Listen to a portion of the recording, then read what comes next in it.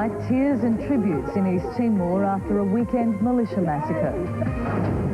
A tragic end to a dramatic police chase through central Brisbane. And Melbourne celebrates the big footy double. With Chris Barr, this is 7 Nightly News. Good evening. A memorial service has been held for 8 people, including Catholic nuns and deacons, murdered by militia in East Timor. It took place as international peacekeepers, led by Australian soldiers, seized hundreds of weapons in raids on 3 militia strongholds. The mourners gathered quietly for the sombre ceremony in Balcao to pay tribute to those killed. They'd been on a mercy mission to distribute food and medicine to East Timorese refugees. Among the dead, a Catholic nun who'd been in the province 30 years. There were also 3 deacons, 2 female students, their bodies found dumped in a river. But Interfed are throwing everything at the attempt to round up the militia. Here, a show of strength on one of their strongholds, Lukusar. A strike force of 150 infantrymen deployed by Black Hawks in full battle kit. They fan out across the town. The hunt for the militia as driven as ever. 4-0, this is a 0 Alpha. Say again, loud and clear, over. It was called Operation Beaconsfield, a response to reports of a heavy militia presence here, but they'd missed them by a matter of hours. The militia left in 10 vehicles and a boat. I don't know at this stage whether the militia saw the troops arriving, ran away, heard the troops arriving and ran away, or heard a whisper the troops might have been coming and ran away. And they'd left hardly anything here in one piece. The Australian team questioned some locals, among them one with a 2-way radio, another carried photographs. All have been held for further questioning. And yet another raid by Australian troops netted this haul of weapons from the town of Com. Among the weapons, SKS semi-automatics, 3 grenades. It's alleged TNI Indonesian troops did the killing, and here on a hat confiscated with the weapons, TNI ranking marks and a TNI badge inside. It's all making the people of Dili feel safe enough to return.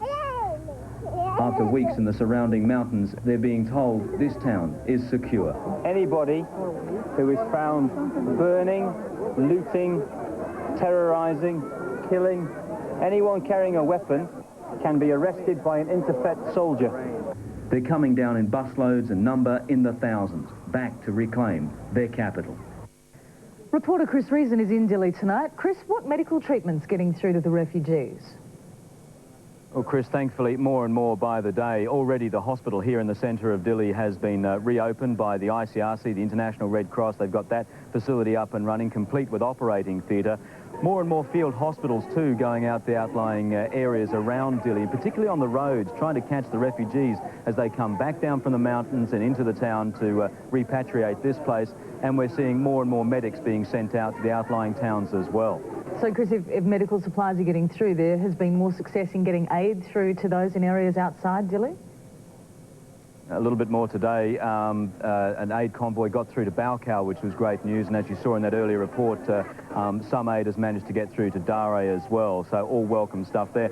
But interestingly, all on the day when the European Union, the EU delegation arrived today to assess just how bad the situation was here in East Timor. They'll leave again tomorrow to request more funds to help out here, but today UNIMET actually put out a report saying that they believe the actual total cost of the operation, the humanitarian operation, will be about $150 million just to keep these people alive for 6 months. Staggering figures. Chris Reason in Dili. Extraordinary claims from Jakarta today that Australian troops have been torturing and killing captured militia members. The allegations were dismissed as the United Nations decided on a war crimes tribunal to investigate atrocities. US Defence Secretary William Cohen touched down in Cairns earlier tonight. He's here for a first-hand briefing on the Timor peace enforcement operation from our Defence Minister John Moore. Before Mr Cohen travels to Jakarta. When he gets there, though, he'll find a country where hostility towards Australia is growing by the day. Untuk Timor Timur di bawah pimpinan tentara Australia. This Indonesian news bulletin claims Australian troops in the Interfed task force are guilty of the same crimes as the militias they're trying to disarm.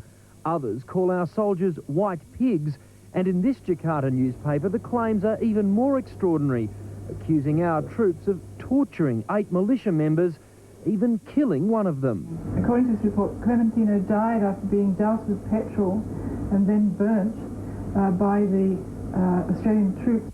The claims have stunned Australian forces in Dili. The detainees are being treated with utmost care. They're being inspected by the International Committee of the Red Cross on a daily basis. The United Nations isn't taking the allegations against our soldiers too seriously. It's flat out keeping up with the charges levelled at the Indonesian army. A war crimes tribunal has been given the go-ahead. This international inquiry will pass its conclusions to the Secretary-General, who will make recommendations for future actions. There are reservations in some Asian countries, though, and claims from Jakarta that chasing the perpetrators would only make things worse. This attitude and approach by the European Union, while at first glance appear righteous and practical, may in fact exacerbate the problems. But the international pressure on Indonesia to rein in its military is unrelenting. We should stand against those actions which violate human rights and which are wrong. In Canberra, Jeff Bruce, 7 Nightly News. One of the architects of Australia's relationship with Indonesia over the past decade has announced he's quitting politics. Former Foreign Minister Gareth Evans wants the top job at the United Nations Scientific and Cultural Organisation, which he'll pursue with government support. Mr Evans forged closer ties with Indonesia, and while he thinks John Howard's foreign policy could damage our long-term relationships in Asia, he admits Labor is not without fault. I think we underestimated the capacity of the brutal forces within the Indonesian military. The by-election for Mr Evans's Melbourne seat of Holt will be held on November the 6th at the same time as the Republic referendum. Rail workers in Sydney have called a snap strike from midnight tonight for 24 hours. The action will shut down the entire New South Wales train network, including CountryLink services. This is about the only warning New South Wales rail commuters have had of the wildcat strike. We were given about 6 hours notice of a 24-hour strike, and that will cause huge inconvenience. 900,000 commuters use the rail network every day. Because of the short notice, there will be no buses running along rail routes. There will be extra state transit buses from Bondi Junction, Chatswood and Epping to the city. Westbus will run extra services from Western Sydney to the city, and night ride bus services have started early at 11 p.m. Moore Park will have free parking for 1,500 cars, as will Randwick Racecourse. All CBD parking stations will open from 6 a.m, but usual hourly rates apply. Clearway hours will be extended from 5 till 11 in the morning and 2 p.m. until 8 tomorrow night. It's all because unions are angry at plans to restructure station management. They literally have taken their bat and ball and gone home and sulked. Damien Smith, 7 Nightly News. Firefighters have evacuated 40 homes in Sydney's inner west tonight after a petrol spill. Up to 5,000 litres of fuel has leaked out of a tanker which clipped a car, breaking a valve. Fire crews say at least some of the petrol has run into the nearby Cooks River. They're now hosing down footpaths and drains with foam. No one was seriously injured. Queensland police have charged a man with murder over the disappearance of 16-year-old Jessica Gordy last month. The Nambour teenager had been babysitting 3 children while their mother was at a party. The woman's estranged partner told police he dropped Jessica off at an intersection near the party just after midnight. Since then, there's been no trace of her. A 27-year-old man will face court tomorrow. A dramatic police chase through the streets of Brisbane has ended tragically. A young woman is missing, feared drowned after leaping into the Brisbane River to escape police. There he goes, coming to... Jeez! 120 kilometres an hour on the centre line of the Story Bridge. It should have ended in disaster, but the wanted driver had luck on his side and plenty of it. Even as he approached a dead end under a city high-rise, more luck. This security camera shows how the basement car park doors opened just in time for him to slip through, with police cars still in hot pursuit.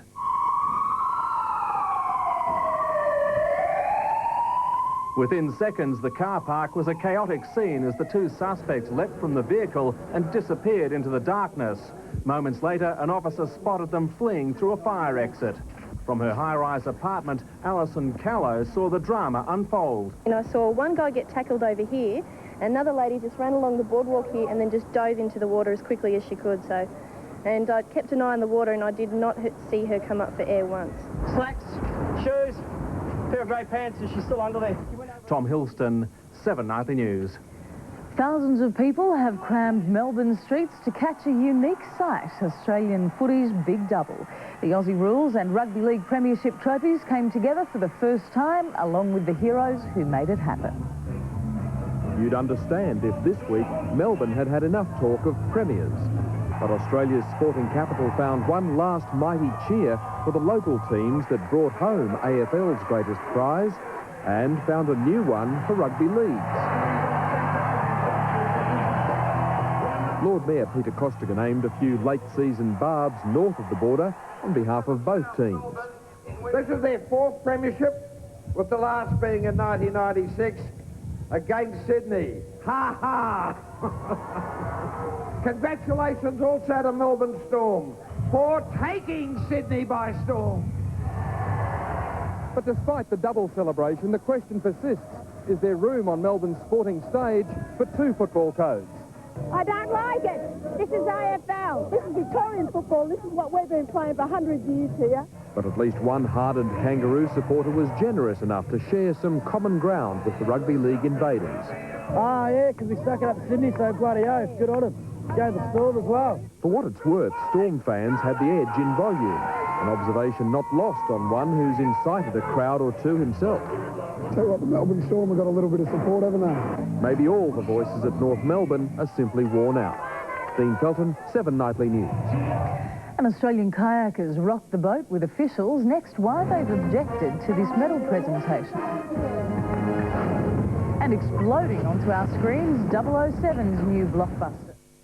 On 7 Nightly News, the survival saga of a man bitten by a snake. Scared the living hell out of me. And not just once. I survived that, so I survived this, so I'm pretty lucky. Exclusively, a timely reminder to us all. Then on Today Tonight, caught red-handed. There he goes. No, he's going to take it. Thieves stealing from building sites. It's rampant in our industry. Anything that's not bolted down, basically. Plus buying your groceries without leaving home. Hi, how are you? How are you? Really does take the hassle out of shopping. From 6 o'clock on 7.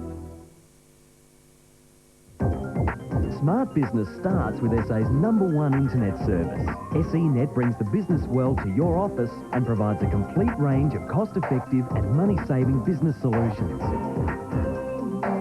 SENet is South Australia's largest internet provider, and our expert, friendly customer service and technical support staff have all the answers for your internet needs. Thinking internet, think SENet.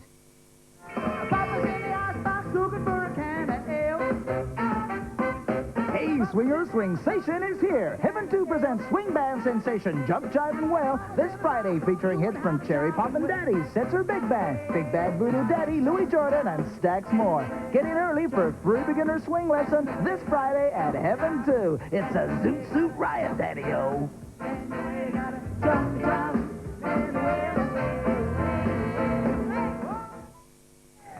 An Australian kayak champions caused some waves by holding her son during a medal presentation. Shelley Oates-Wilding won silver at the meet, but officials objected when her child shared the spotlight. Very well, and I didn't feel like racing, but I knew I had to. Every mother knows how this feels. Shelley Oates-Wilding and her crew had just won a silver medal. As they went to get it, Shelley picked up 2-year-old Kai and carried him with her. Said she was told it would be all right. There was even an official tickle under the chin for Kai. But then a reprimand from the International Canoe Federation. Not wearing shoes was bad enough, but to take a child up there. It just seemed such a little ridiculous thing at the time, you know, and it wouldn't happen again. It was just one of those things, she says, spontaneous. The little boy needed his mum. Yeah, that's exactly what he was like, and he can't wait to see me, and I can't wait to see him. Yes, darling. Other sports don't seem to mind. I would have been absolutely grateful if someone had told me they weren't able to be a part of it. But not for the Olympics. For me, cheering are okay, but not on the ceremony and on official, because this is a rehearsal for next year Olympic Games. Shelley says she understands, won't do it again. She won another silver today, couldn't stop waving to Kai up there in the stand with Dad this time. There's no harm done, and he did get up there and he's had his moment on the dais. Shelley says it's not the medal, but the picture of her and Kai together that will inspire her to the Olympics. Paul Marshall, 7 Nightly News. At least 30 elderly British tourists have been killed in a bus crash in South Africa. It happened near the town of Lydenburg, about 250 kilometres northeast of Pretoria. The coach, with 37 people on board, was heading to Kruger National Park when it veered out of control, plunging down a steep mountain pass and overturning. It's thought the brakes failed. Rescue crews in Hawaii have reached the scene of a plane crash that killed all 10 people on board, including 2 Australians. The women, both in their 40s, were from Victoria. The twin-engine Piper Navajo slammed into the Mauna Loa volcano while on a sightseeing trip. The plane then flipped over and burst into flames. And in Los Angeles, a jumbo has crushed 2 semi-trailers and a small truck after taxiing into an airport construction zone. The drivers jumped for their lives as the Corsair 747 rolled over them, badly damaging a wing and an engine. 320 passengers and crew bound for Tahiti were on board, but no one was injured. To finance news now, and the Australian market closed higher today. The All Ords finished up 9 points with the help of a firmer close on Wall Street and new support for gold prices. BHP improved 7 cents, gold producer Newcrest leapt 67 cents, and Telstra rose 11. NAB was up 16, the Commonwealth put on 12 cents, and Westpac added 9 cents. The Aussie dollar is worth just over 65 US cents, it's worth 69 yen, 39.6 British pence and 62.2 euro cents. Gold is worth $293.50 US an ounce. The FT100 has slipped 18 points in early trading. The Nikkei soared 500 points and the Hang Seng also finished up. The world's favourite debonair spy is returning to the big screen, quite possibly shaken and stirred. James Bond, is back in The World Is Not Enough. Bond.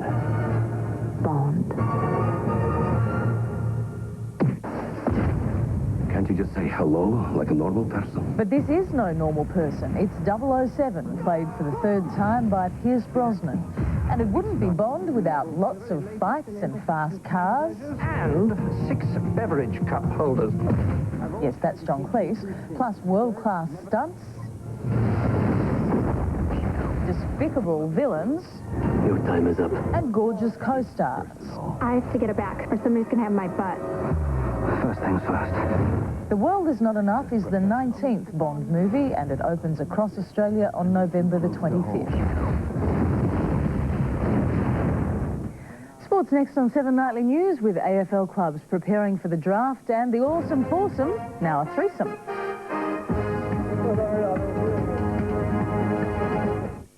Each weeknight, I'll show you a great Woolworths giveaway special.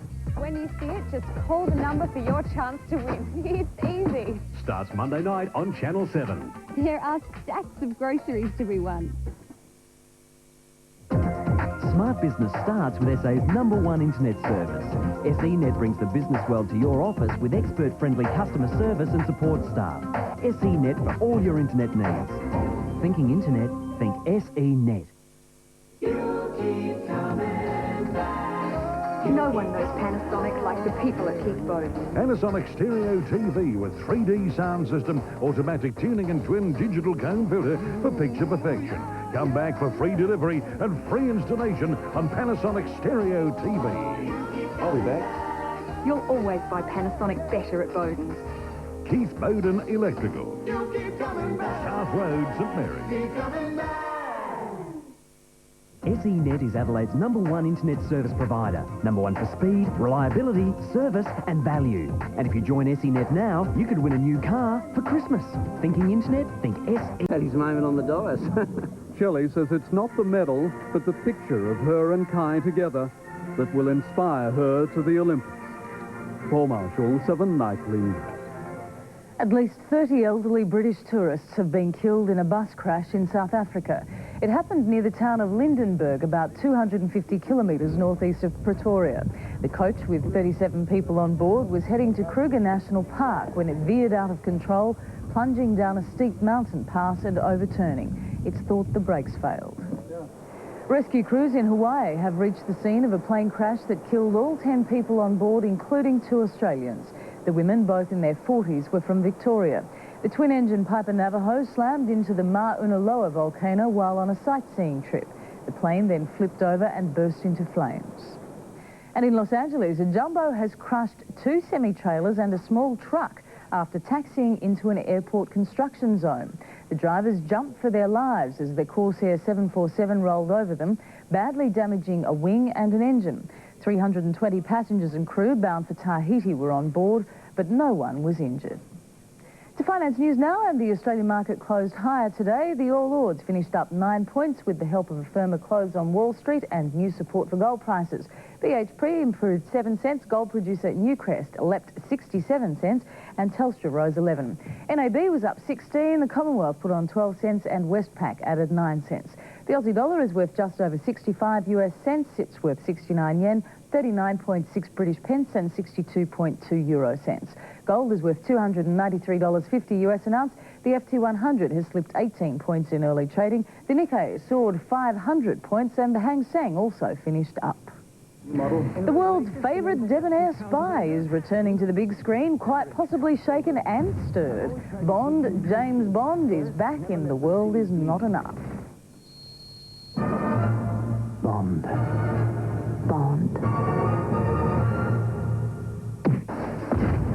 Can't you just say hello like a normal person? But this is no normal person. It's 007, played for the 3rd time by Pierce Brosnan. And it wouldn't be Bond without lots of fights and fast cars. And 6 beverage cup holders. Yes, that's John Cleese. Plus world-class stunts, despicable villains. Your time is up. And gorgeous co-stars. I have to get it back, or somebody's going to have my butt. First things first. The World Is Not Enough is the 19th Bond movie, and it opens across Australia on November the 25th. Sports next on 7 Nightly News, with AFL clubs preparing for the draft and the awesome foursome, now a threesome.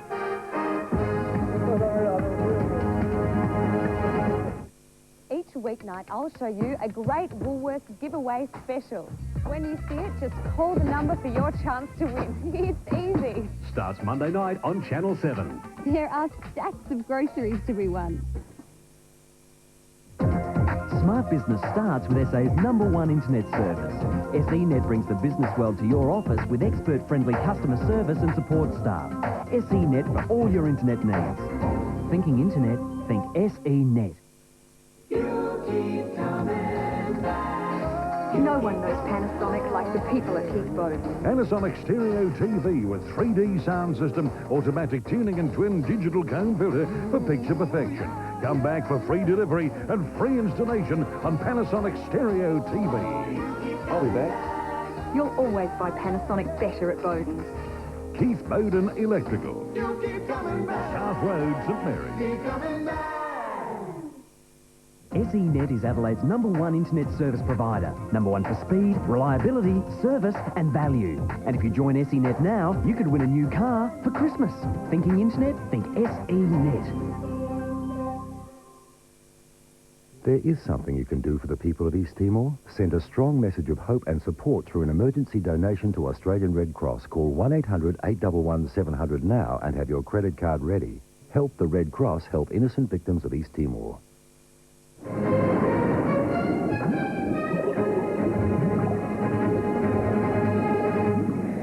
The official announcement of next year's NRL cut-down 14-team competition is still 2 weeks away. But Souths has reacted angrily to reports that the Rabbitohs and North Sydney are bottom of the criteria list and certain for the chop.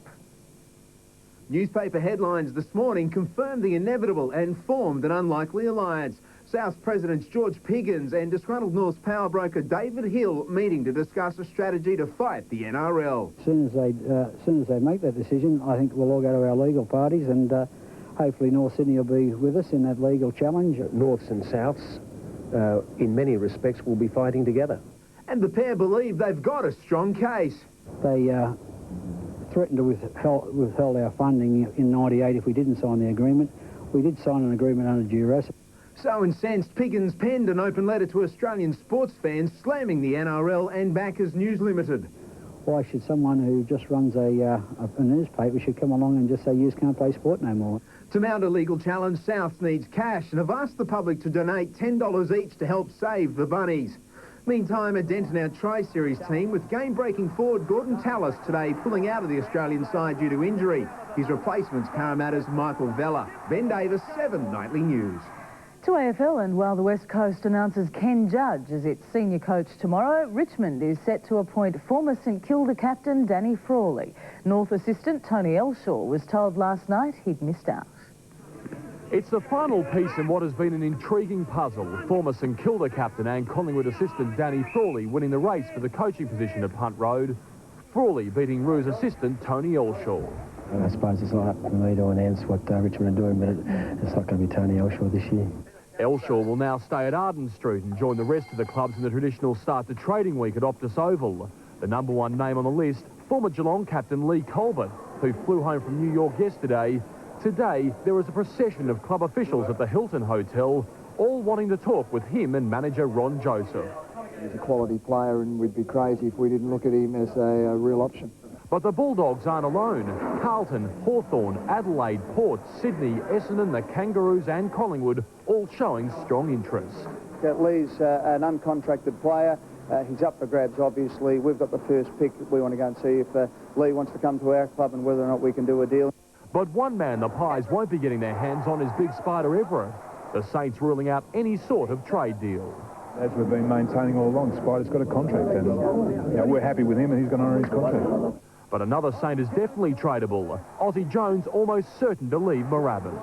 Jim Wilson, 7 Nightly News. John Eales will lead the Wallabies against Romania on Monday. His selection as captain comes after 7 months out of the team because of a shoulder injury. Eales comes into the second row, replacing Mark Connors, while Rod Kafer keeps his place as 5/8. Wallabies coach Rod McQueen says Eales' return has boosted the whole team. George Gregan has been appointed vice-captain. The Awesome Foursome won't defend their Olympic title in Sydney next year. Nick Green's retiring, reluctantly succumbing to chronic back problems. Australia's most successful rowing competition got it together for the final time today. Their plans for Sydney, with Green's departure, catching a huge crowd. The three-man, however, doesn't want to rest on past glories, but concentrate on new plans. It's not the end of the world for me, and you know, all 4 of us treat the sport as just a sport, and we do it because we love the sport, and it's the only reason we compete. And so, you know, it's probably time to move on and do other things. And despite prior knowledge of Nick's problem, fellow crew members do feel a huge loss. Incredible shoes to fill. Not just his fantastic rowing ability, but also like his character, his strength of character, and what he did for the crew to bring it together will probably be the hardest thing to replace. It's sad because, you know, he's been one of the best oarsmen in the country for a number of years. But Tompkins and Ginn will certainly be in contention for honours in Sydney, now close to odds-on in the coxless pairs after their gold medal performance at the recent World Championships in Canada. Crew veteran Mike Mackay, though, has different ideas. We have to find someone to replace him, and then if that person that replaces him makes the boat go faster, then I think it's just business as usual. But their task is looking rather awesome. Peter Landy, 7 Nightly News. Now for Australia's weather outlook. Satellite pictures show patchy cloud lying over eastern Australia, while a broad band of cloud is moving into the eastern bight.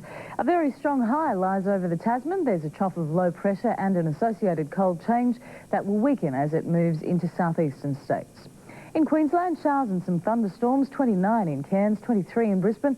A few showers persisting along the New South Wales coast. Sydney mostly sunny, 22. 21 degrees in Canberra, unsettled with thundery rain clearing in Victoria. Showers and 21 in Melbourne, 23 degrees in Albury-Wodonga. A little rain throughout Tasmania, 18 degrees in both Hobart and Launceston. Mainly fine in South Australia, but showers are forecast for Adelaide with a top of 19, Whyalla a high of 22. Fine throughout much of Western Australia, 22 degrees in Perth, a sunny 27 in Kalgoorlie. Should be a hot day in Darwin, a sunny 35 degrees. And in the Alice, a top temperature of 30 with the chance of a shower. And that's all from the 7 Newsroom for now. I'm Chris Barth. See you tomorrow night.